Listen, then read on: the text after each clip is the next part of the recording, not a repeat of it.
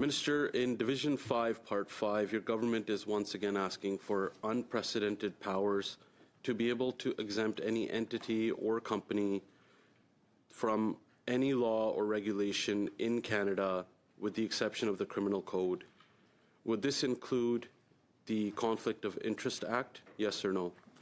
Well, I think you're referring to something which is called the regulatory sandboxes, and I just want to bring that to the committee's attention. You know, Minister, I'm not asking what it is or why it's there. This is very concerning. If this is passed, would that exempt any entity determined by the Prime Minister or any minister to exempt a company or an individual from the Conflict of Interest Act in Canada, yes or no?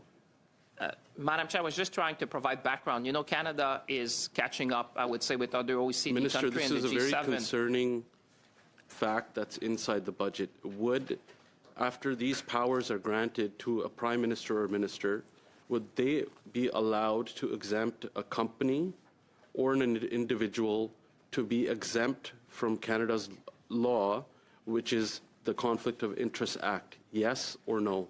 Well, I was just trying to say, Madam Chair, that regulatory sandboxes is a tool that has been requested by... Point of order, Madam Chair. The Minister refuses to answer because this would give unprecedented powers once again to this government. And Canadians are worried. In fact, even the Toronto Star, a non-conservative friendly paper, has written about this. That's how concerning this is. Would this being passed give the Prime Minister or any minister in the government exempt to any company or individual from the Conflict of Interest Act? Yes or no? Madam Chair, I know some colleagues are more interested in the questions than the answer, but let me try to inform Canadians. Regulatory sandboxes are a tool which are very well used by OECD countries, the G7, and actually, I would say, Madam Chair, Canada is catching up. Does it include the Conflict of Interest Act being exempt? Yes or no? Madam Chair, as I was saying, Canada is catching up, and the Minister, I'll take that as a yes, and that's very concerning. So I'm going to give an example to you, and again, I'm just asking if you can give me a yes or no.